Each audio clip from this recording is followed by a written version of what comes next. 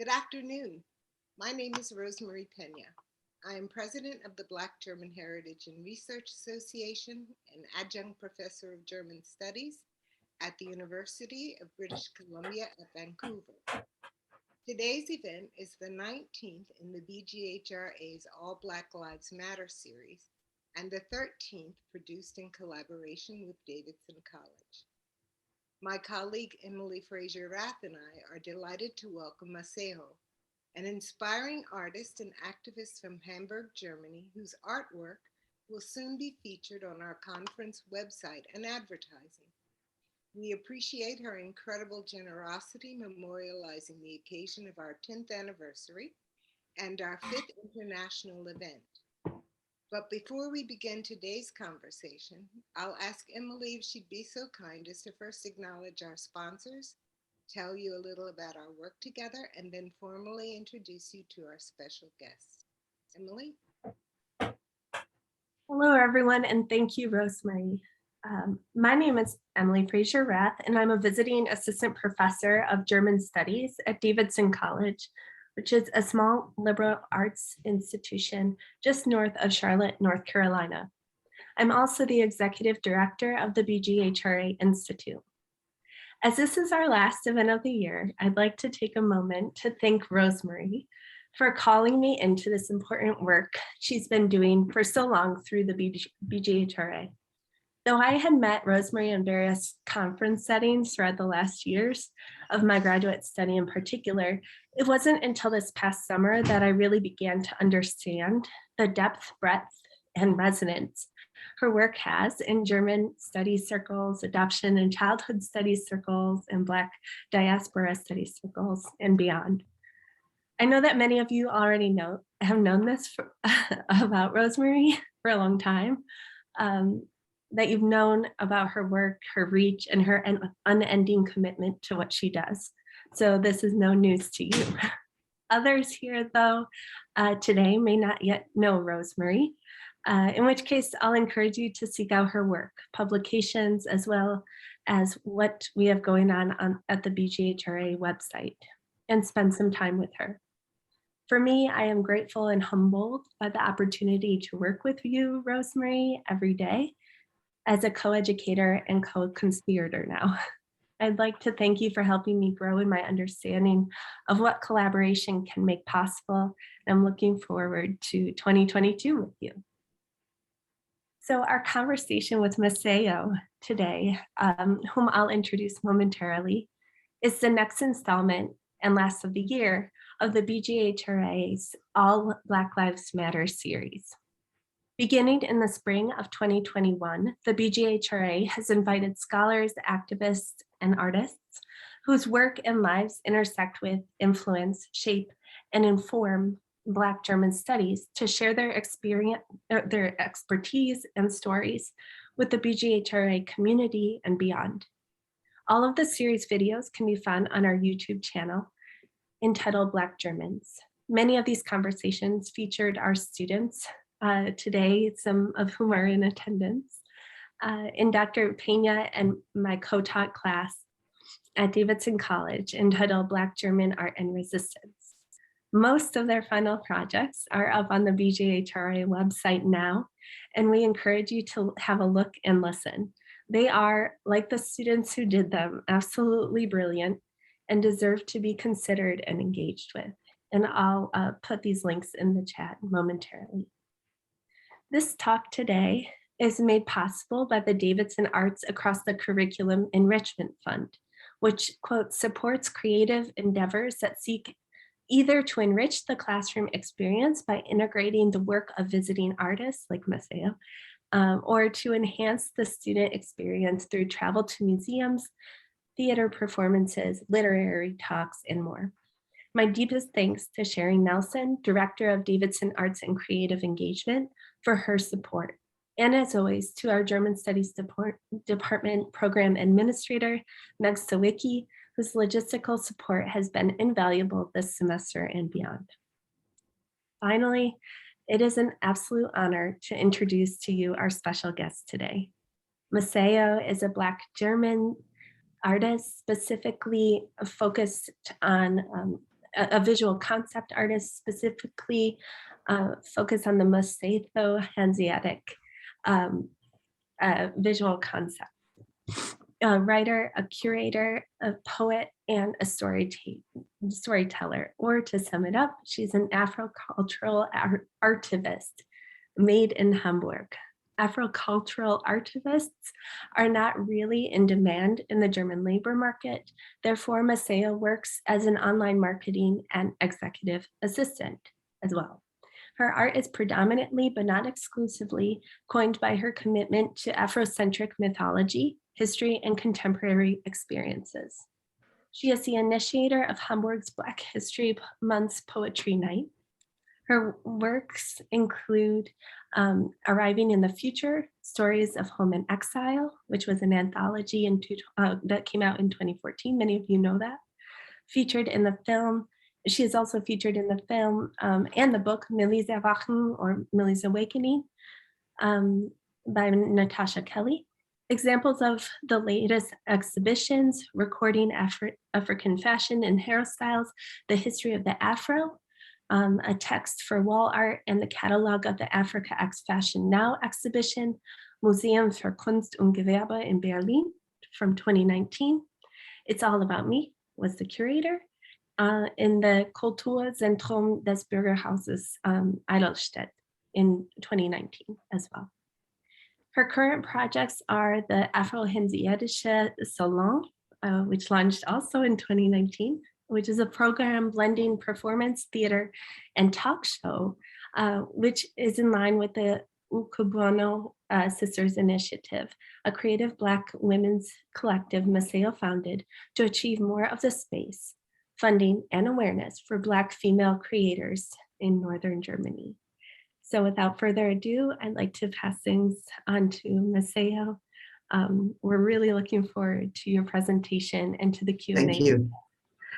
Thank you. Thank you so much. I don't know, I hope, okay. You can all see me, or do I have to enlarge my screen? You can all see me. Great. Yeah, actually, Emily has already summed it up nicely. Let me say I was born way back in 1964 in Hamburg, where I am right now. You can't see, this is the kitchen in Hamburg. 1964, yes, was a year where, like my generation, where being Black and German seemed to be a discrepancy, not necessarily for people like me, but for the society. So you experience some othering. In my family, I hadn't experienced this. To my background is South African. Basotho is my father's ethnic group. And my father came here as a golf player because he wasn't allowed to play golf in South Africa. It was prohibited for Blacks. So my father decided to leave, and he actually was the first African to participate in a golf tournament in Moorfield in the UK. So I come from a very unconventional family. I have a biological Japanese grandfather, but that's biology because my mother grew up as a classical post-war child of color. I didn't have this. I've always identified as Black. My family called me this, and it was not until I was 17 and came back to Hamburg on my own. I grew up countryside, that Black people told me I wasn't Black. So I was like, so everybody's crazy, not just white people. But what has always helped me to cope with things situation is art. Painting, drawing, illustration from the time I was a child, and the storytelling. There's a gift of storytelling in my family, even like whether it's the German part or even the South African part. So I grew up with a lot of mythology that was available, which is like the classical Greek mythology and what you call Norse, or we call Germanic mythology. That was part of my upbringing. And from there, I got into more stories, and I became mythology obsessed. Yes, and then I was a performing artist for a long time. I didn't want to be, but it was always like, people associated you with dancing, other Black woman, a young Black woman. Most artists in Germany does have a Black art tradition, but it's always being manured into performing art. Yes, and it still takes time until we are taken serious as visual artists, also as photographers and filmmakers. So let me get right into the artwork, because this is how I like to communicate with people, because I felt, well, in my experience with people, that I'm often misunderstood when I try to express myself verbally. So the visual expression um, has always been more important for me and to me, because I see art to me is not just self-expression. I've been through many situations where I could say art has become one of my tools of survival.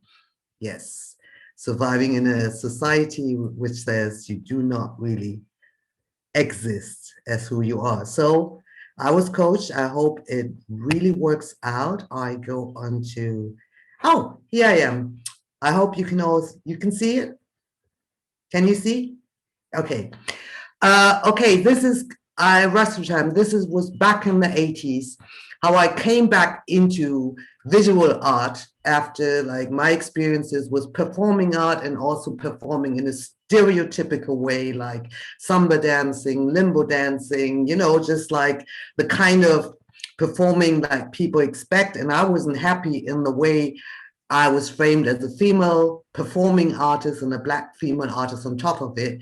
Was when I've always been around Black people, especially when you do performing art and also my work, but it was international and I used to be the only German. So when I hooked up like with the Black German movement, like the ESD or Initiative Schwarze Deutsche Black German Initiative, and they had a magazine called Afro, which where I was like, okay, let me do some comics. This is how I got back into comics, a passion I had. So this little comic series I did was about a young Black German woman in her mid-20s and her experiences of daily life. One of this is that she is meeting another Black friend in the cafe. And they meet, and her friend tells her, who happens to come from another country, tells her that she had a bad time looking for a flat because people hear her accent on the phone, ask her where she comes from.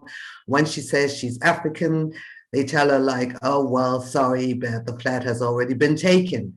So she looks at Jeannie, the Black German character, and Jeannie is like, and she's like, oh yeah, you don't have this problem because you're German, so you don't have this issue. And Jeannie agreed and says, it's true, I never have this problem on the telephone.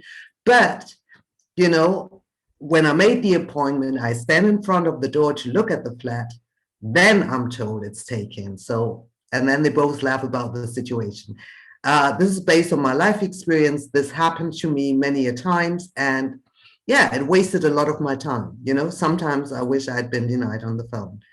Okay, so here we come, like other work, like I got with chalk was like, this is one about belonging and identity, but I think for young people it's important. It's a question always like, where do I belong?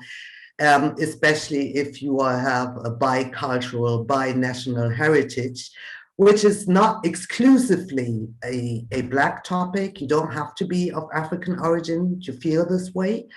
But it becomes so obvious when you live in a society that says you do not actually exist. To say it in a harsh way, like I would say, like up to the mid-90s, the mainstream society saw you a bit of a freak, like when you said you're German and all these questions. But I think other speakers may have told you enough about this. And so this is the question, where do you belong? And then you try to connect with your roots, to your home country. Yeah, so this is one of those. This was sold. This is work, this is called Beginnings of the Beginnings. When you ask or are always confronted with the question of your origin, you like to get into the origin of things, it becomes like an obsession. And this was very influenced by the work of Gerald Massey called Books of the Beginnings. And so this is why I always roamed around from the time I was 18 into ancient cultures and Sumerians, Cretans, you know, where do they come from and all this. And of course, I was a practitioner of candomblé, working with Brazilians as a dancer. And yeah, this all came together. So this is like the beginnings of the beginning, or creatrice. It's a bit of a feminist work, at least from the title, because I said, why creator? Perhaps there's a creatrice. Okay, so here again, we are like, you know, these colors, of course, black, red, and gold, schwarz, rot, gold are the colors of the German national flag. And there's always a big discussion about the color complexion, you know, within the Black community, more, I think, in the US American community, but it becomes a big thing like on social media as well. I did this back in 2014 because I just realized I would like to really, I really take inspiration from all the looks that I see. And I said, it's so funny, these are the colors of our national flag, but these are also the colors of my people's skin, like Black Germans, Black Afro-European people, and others. And why is this color so wonderful and you can be proud of it when it's on a piece of cloth? But when people have it as a skin, you know, then it's a matter of issues and integration. Yeah, so this became the cover, like Natasha Kelly asked me to, I gave it to her, like it was licensed as the book cover for, I think it's called Black Feminism. I don't know what the English title is like, but it's about the basis history of Black feminism in the Western world. Yes. Oh, and one funny thing, experience I had when this was exhibited, no, I did this in 2013. There was a representative of the town hall of Hamburg, and all she had to ask about the painting was, are these women born here or were they born abroad? And I said to her, well, I haven't asked them. Okay, so yeah, thinking about history, like I like to go back and forth between like the different times. And I was wondering, like, you know that Nefertiti, of course, the Berlin Museum, the history of Nefertiti and the Germans. And there was even one director in the past, like when there was this movement of Nefertiti wants to go back home. And he said, no, no, no, no. Nefertiti is a German national treasure, you know, cultural treasure. You know, it's like she doesn't belong to Egypt anymore. She belongs to Germany now. And I was wondering, like, well, what if the Atan family would come here, arrive in Germany today? That was in 2017. What if they came in 2017? Where to go? Like immigration office or the museum? So these are little things I do. I still have a passion for cartoon. Well, this is just like what I'm trying to say, why it's so important for us as Black female visual artists to get seen, as there's a whole bunch of artwork in Europe that depicts Black people. Like this is one of the oldest individual portraits by Albrecht Dürer. Katarina, she was 21 years old. This is all that is known about her, and that she was a servant, whether enslaved or not, by José Brandão, a Portuguese businessman, and Dürer did this in 1521. But it's always others who used to depict us. And if we look back into the history, we barely find any Afro-European painter, but from Spain, Juan de Pareja. Now, my question is, like, the way that I had this feeling and others to take a brush, a pen, or an iPad and create designs and to paint. I'm asking myself, well, all these Black women who lived here throughout the centuries, they must have felt this urge too. So, but they couldn't do this. So this is why, for me, it is important to always connect like the past. And I'm very aware that also in the past, there were Black people. And this is just from my series, my personal Corona Chronicles. When Corona hit over here, like last year, I was really at a bottom point in my life and I was flat broke, and everybody was hoarding, you know, and toilet paper was sold out, I think in the US as well. And noodles were sold out. And people bought like, you know, massive sanitizers and everything. And I said to myself, oh my God, I can't even hoard, you know, what is the situation? So, and then I read that in Italy, people consumed more wine. In France, they decided to eat more cheese. In Switzerland, well, the Swiss decided to explore like more erotic gadgets. And here were the Germans buying toilet paper and noodles. What does it say about the mentality of a nation? Perhaps it takes a pandemic to come out. So these are just two of these works.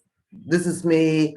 This is based on, this is Saint Corona, by the way. There's a Saint Corona.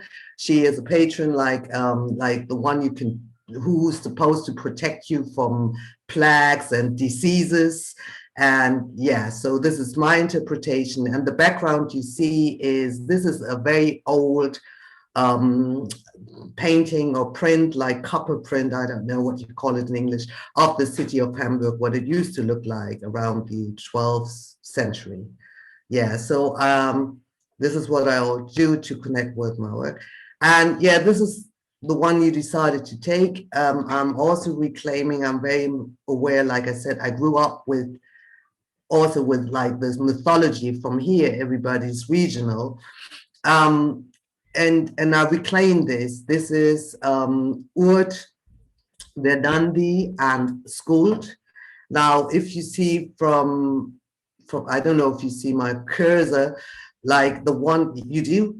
Yes, this is the past, like Urt, Verdandi, and Skuld were the three sisters in Germanic or Norse mythology, who were the keepers of the past, the present, and the future. And so at the bottom, you see like Hamburg. This is Hamburg, the skyline, and for the water, I love the water. I'm a child, you know, of the water. And back behind, you see, this is Muspelheim. Muspelheim is like the world of fire. And here you see Niflheim. This is the world of ice, because fire and ice is how the people, I see Emily nodding. I don't know if other people nod. Fire and ice would turn the world into being. Yeah, and so this is the earth, or like Midgard. And yeah, I decided to say, like, I have a right, like everybody who is in Germany, socialized in Germany, whether you're or knows that he or she has some German origin too. And there are more Black people of German who can also claim German origin, perhaps for different reasons than you think. You know, this is also part of my mythological, historical legacy. I grew up with it. And I had some encounters within the Black community here. They were like, oh no, but it's all Nazi stuff, like this Germanic mythology. And I say, no, it's like, well, they appropriated it and they did their own thing with it.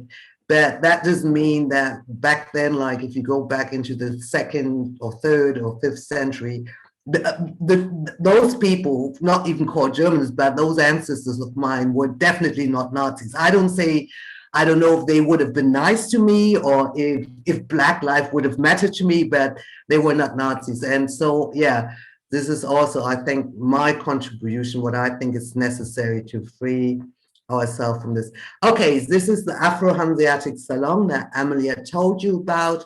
It is a format, a presentation format I chose to connect also Black German artists, primarily, but not exclusively, Black female artists here who work here in Germany. At the bottom here, this is Tabitha. She is a designer. She does Caribbean-inspired fashion because this is her background. She's Jamaican German. This is Florence Orivo, who launched like her own brand, Orivo Design. Here you see Abimbola Agbede. She's a beautiful abstract artist, mixed media artist. That's another thing. A lot of people also were surprised to find out that there are, Black artists who are into abstract art. I have to admit shamefully too that I used to believe abstract art is a white thing for a long time. And that Black art is like more figurative, figurative. And I learned it's not the case. And yeah, I want, getting together different artists. It was a whole bunch of work to organize it and to get funding. We do this on a okay budget, but not the budget we wanted to. Then Corona too. This is the other thing.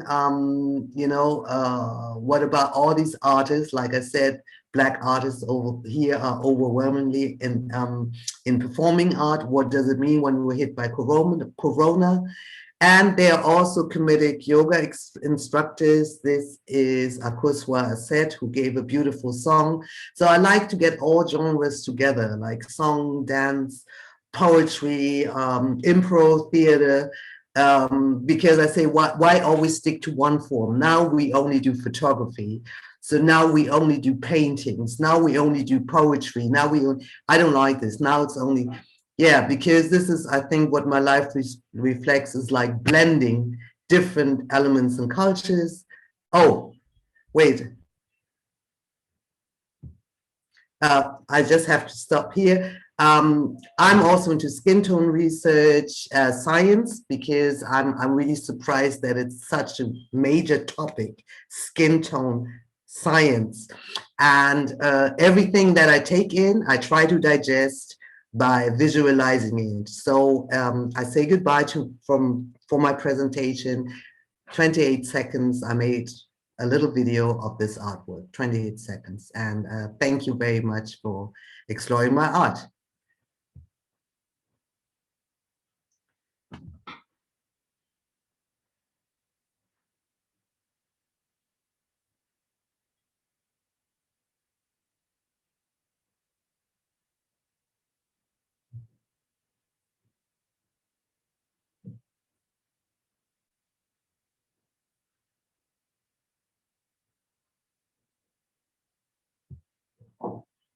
All right.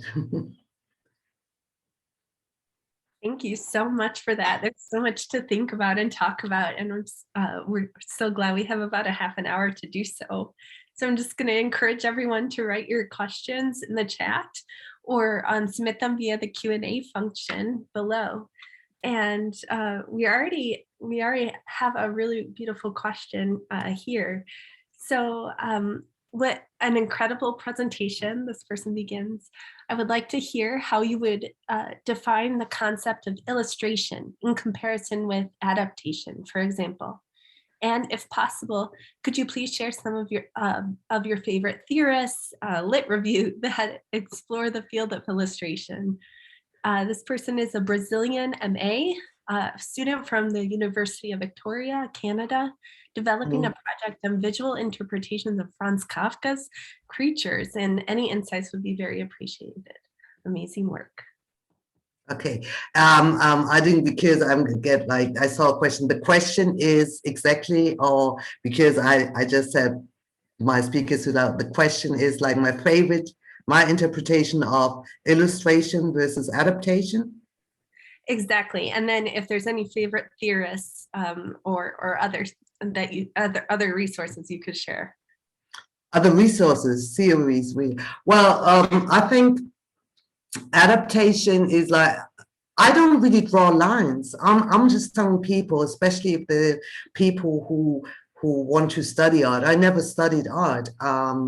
I tried, but what was seen as art back in the 80s here, I felt was too suffocating for me, too narrow-minded, too elitist. I'm not an elitist.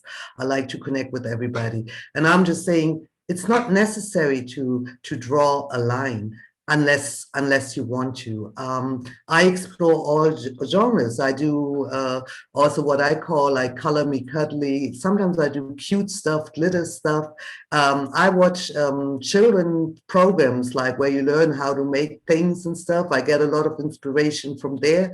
But I also study like Dürer. I study like classic painters, which are most of them white male, but now also other painters are discovered, like Artemisia Gentileschi is one of my favorite painters. She was a Renaissance painter, but she was born as well. It helped that her father, that she was born in an art family. I love Faith Ringgold, yeah, US American painter, Edmonia Lewis.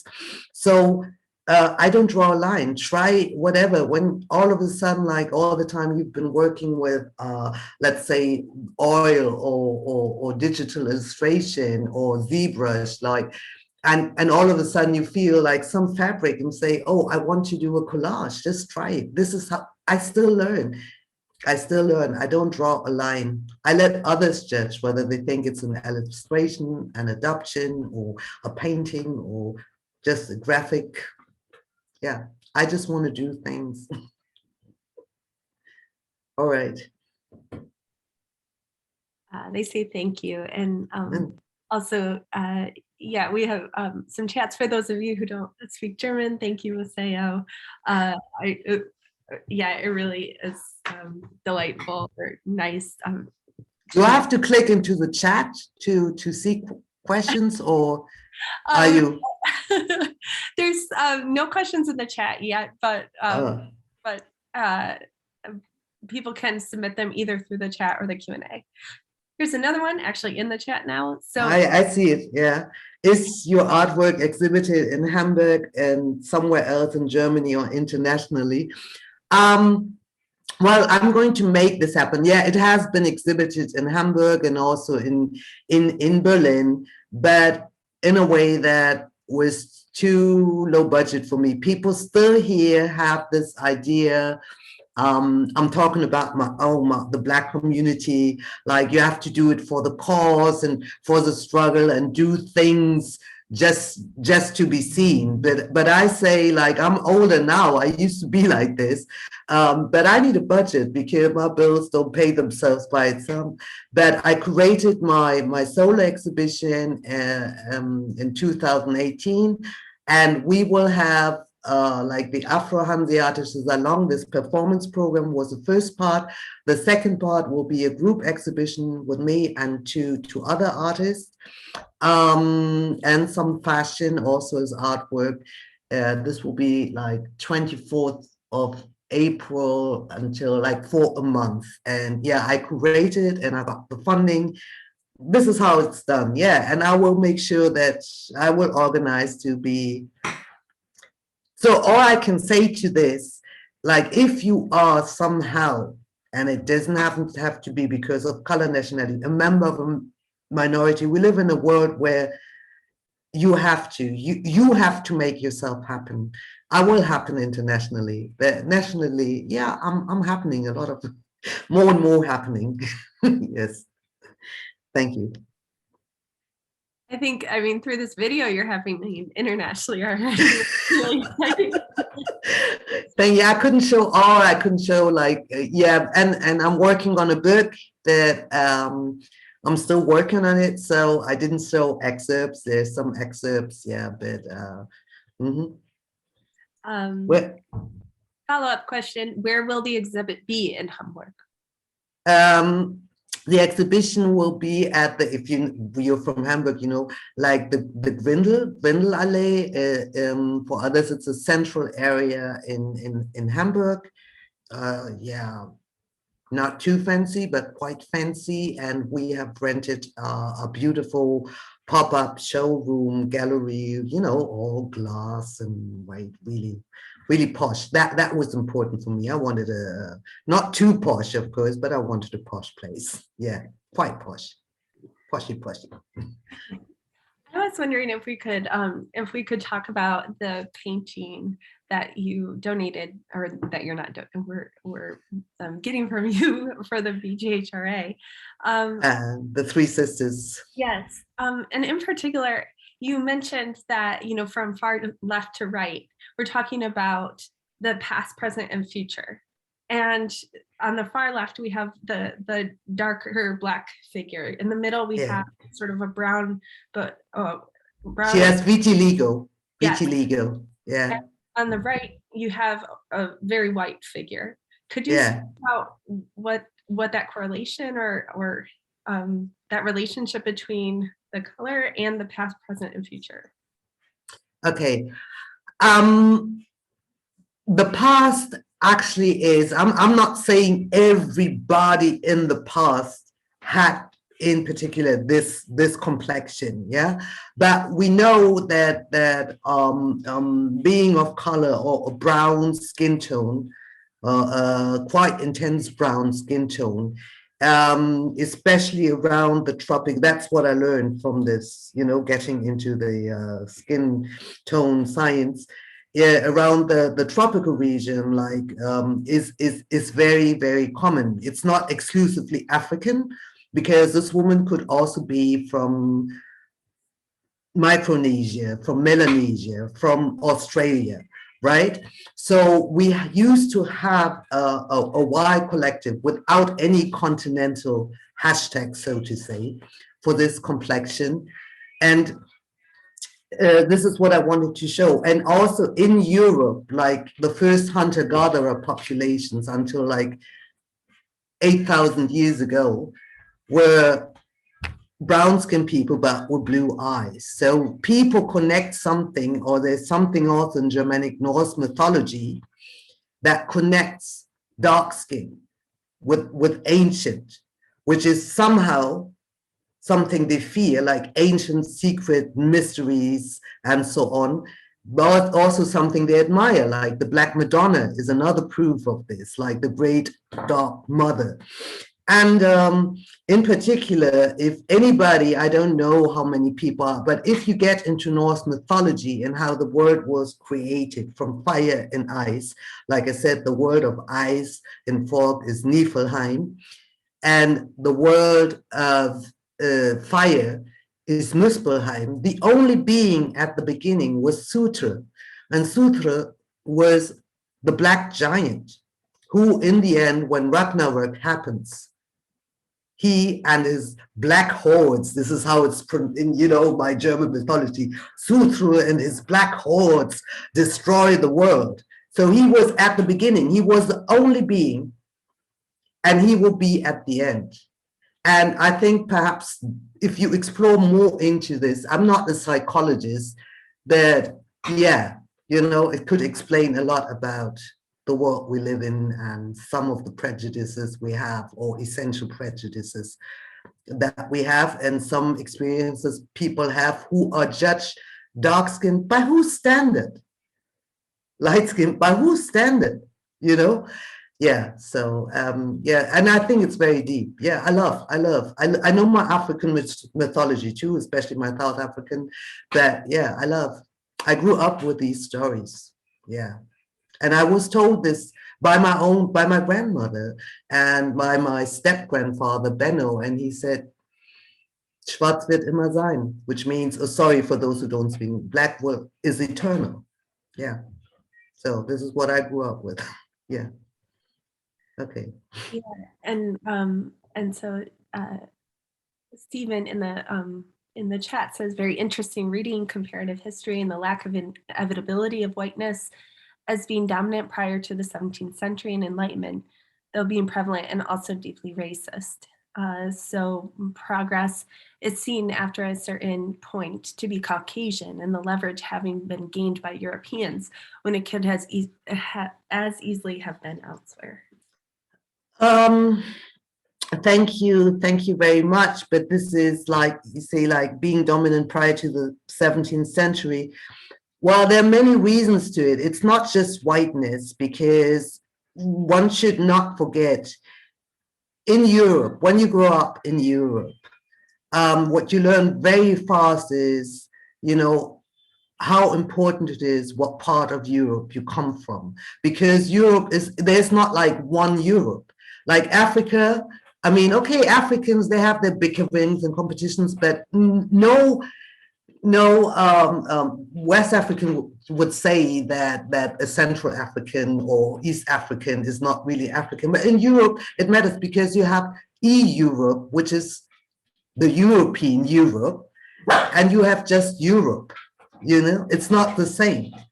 Then and there's always been this classification, like a lot of prejudice also in the 17th, 18th century, and especially in the 19th century. I mean, the labor migrants that came here, they were also people from Italy and from Portugal and Spain, and different from the Turkish. They were Christian, which equaled being European. But people here still look down on them. If you speak to older people like in the 17th who came here as so-called guest workers, this is how we treat our guests in Germany. And the stories they tell what discrimination they incurred for being Italian. They used to call Mediterranean people filthy, loud, and lazy.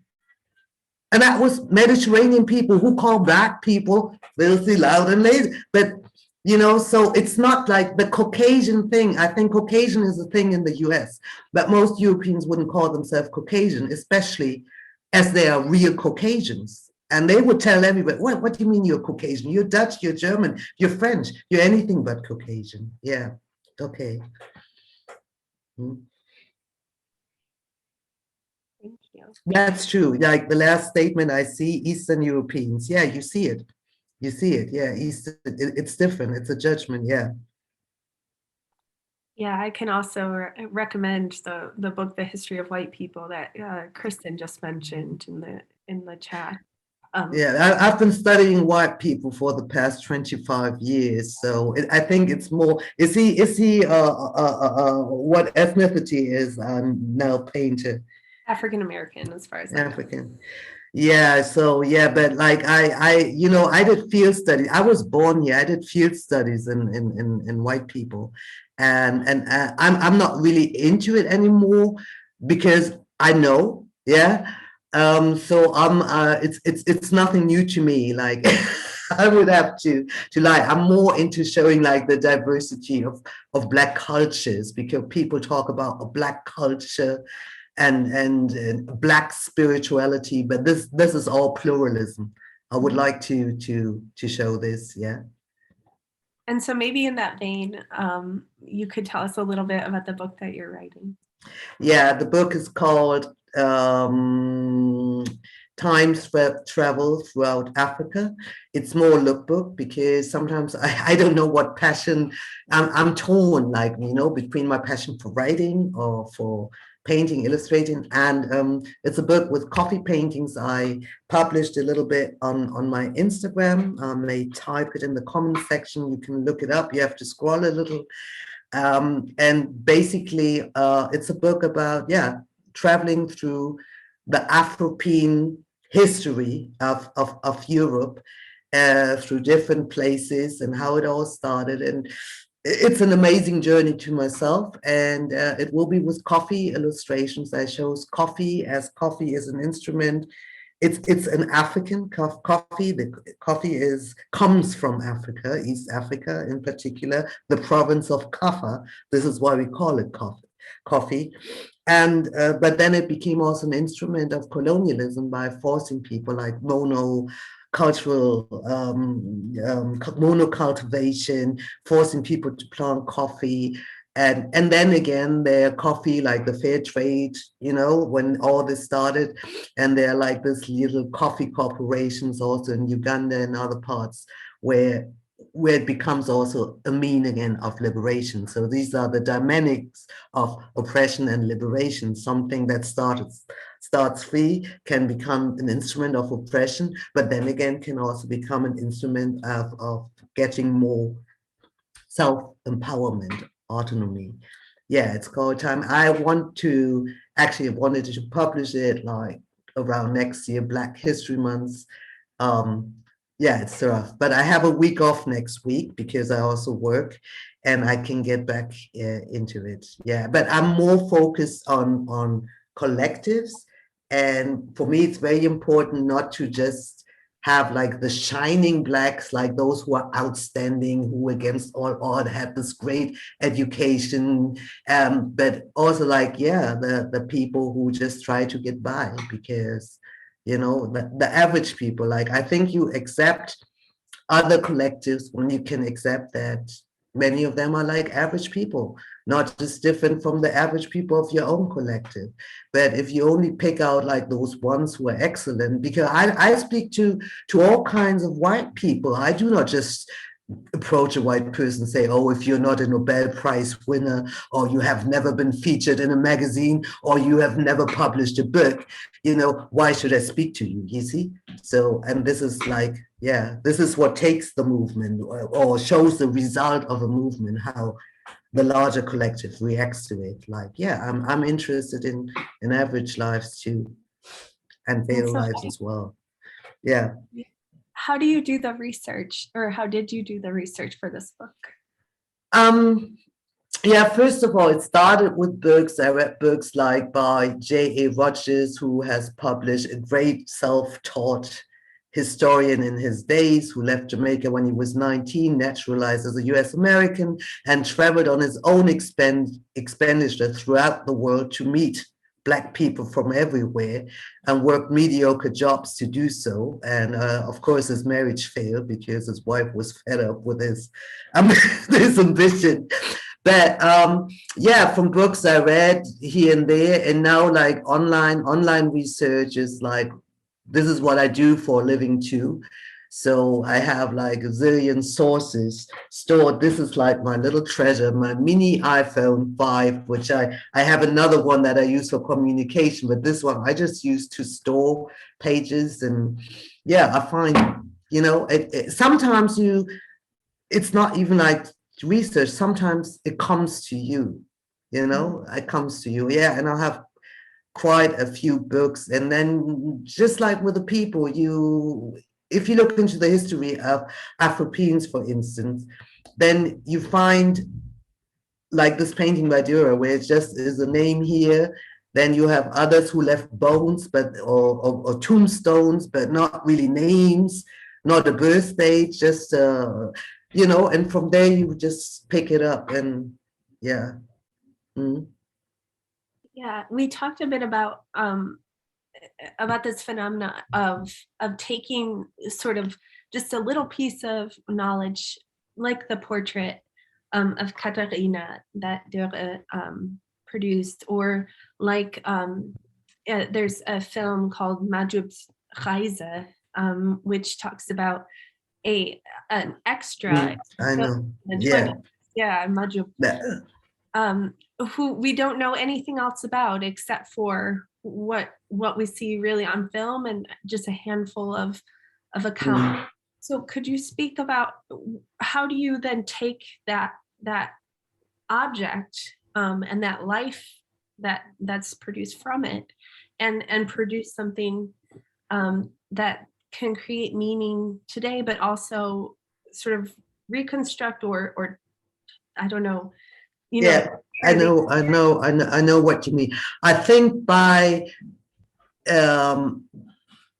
empathy, like for instance, if I look at Katarina, who will be also one of my future projects, I will do something with this. And if you see, like, I don't know if you need it again, but the way she looked away from Dürer, it's like we don't even know if she wanted to pose, if he kindly asked her, or if she just perhaps Dürer just told like her master owner, like, oh, I want to paint her, and then she had to pose. So there are a lot of stories that can be created from it, but I know all the time when she was like posing, her mind was working, but she couldn't say it. She couldn't say it, which doesn't mean she could not articulate it, but now we can say it. And I think the thing is, we don't have a new relationship between like Black and white in our countries, right? But what we have now is, wait, the dog needs a treat. What we have now is a situation where, you know, more and more Black people say it. And white people are like, this is the way you think. Like for some, it is. And then there are other white people who feel like, yeah, why not? Why shouldn't a person think or articulate his or her thoughts? But I think for the general societies that we live in, predominantly white societies, no matter what country, it's a new experience. And this is when you have these voices of people, how now you can't say anything anymore just because you're white. And I'm just like, hey, we couldn't say anything like in Europe, like if you go back like to the Roman times for the past 1,800 years, right? And even if you couldn't say anything, but this is not the point, because whatever Black people say now, and I'm not claiming everything is intelligent, especially when it comes to social media, there are bizarre statements and memes, and I can only advise everybody, don't try to learn history from, by memes. This is, that people try to teach history by memes. This is dangerous, and this is dangerous for all of us. But what I'm saying, they seek dialogue, even with provocative statement. A provocative statement, sometimes even an insult, can be a sign of, hey, I want you to acknowledge me. And if I can't get your positive attention, I want your negative attention, right?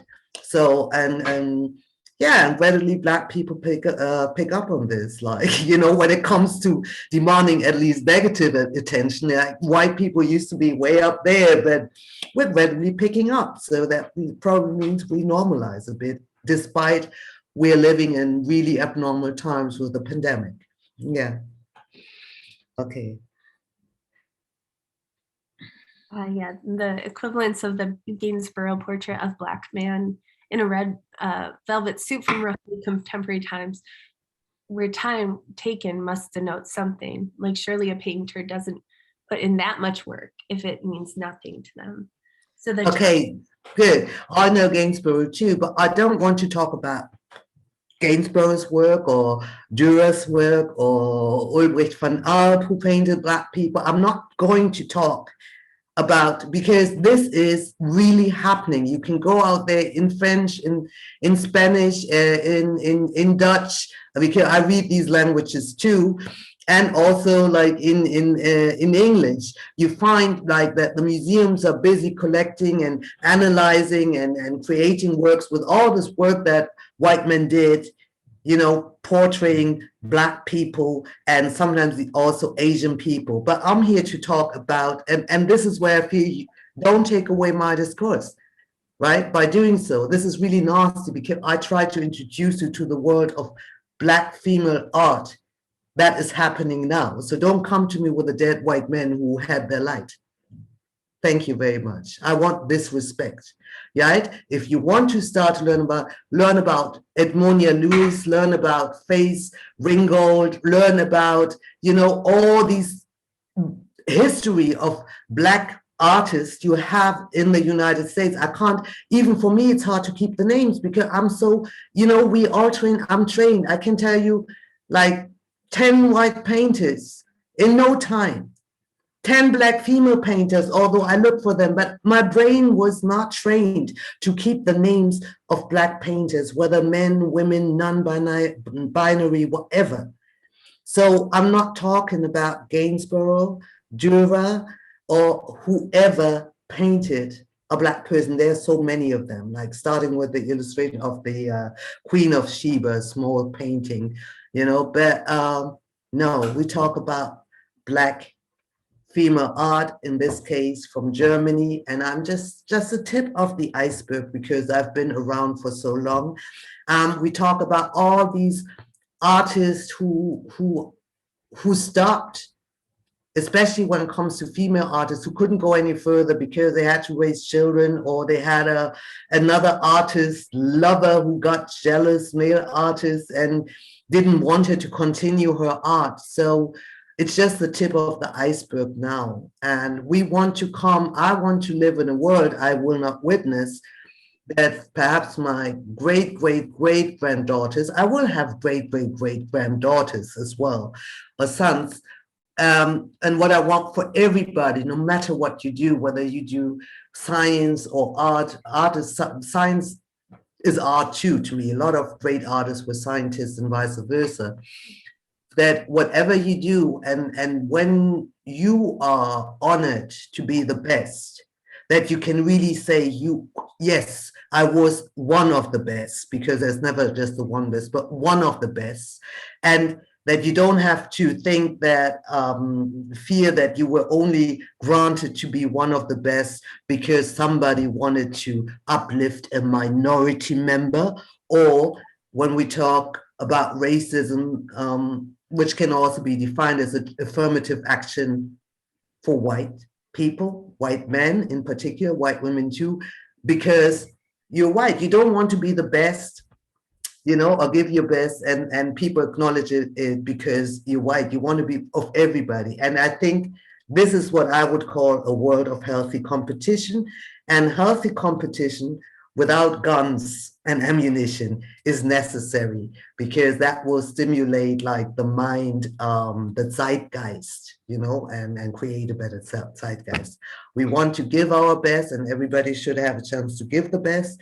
And everybody should also have a chance to say, no, I don't want to give anything. I don't want to be obliged to uplift my people. I don't feel like giving. I just feel like sitting back and relaxing and chilling. Yeah, Well, our that's the time word. for today, Maseho, thank you so much for Thank you so much. brilliance with us. It was an honor to introduce you to our virtual audience, and I look Thank you. forward to our visit when I come next to Hamburg. Yes. Always, we are immensely grateful to Davidson College for continuing to make these important events possible. A special thanks also to our viewing audience for continuing to engage with us.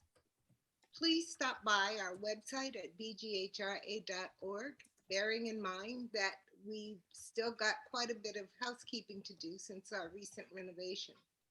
We hope that you like the new look and will return often as we work to restore, revise, and add new content. Follow us also on Eventbrite, Facebook, Instagram, and Twitter to learn about upcoming events in the All Black Lives Matter series. We'll be announcing coming events ahead of our February conference that you won't want to miss. Our YouTube channel hosts the recordings from earlier conversations in this series and from our previous conferences. Today's recording will soon be among them. Mark your calendars for February 17th to the 20th, 2022, when our 5th BGHRA conference, All Black Lives Matter, Black Germany and Beyond, will be hosted virtually by Africana Studies at Rutgers University, Camden. We hope that you've enjoyed today's event as much as we have, and again, we appreciate your time and attention. Thank you. Yeah, and I'm Maseho Art on Instagram and Maseho Art on Facebook, if you want to check out more of my art. Okay.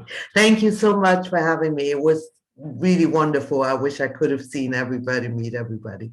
Perhaps when I make it big internationally, I drop by Davidson College. There for you sure. go. Thank All you right. so much. Bye. Bye. Bye-bye. You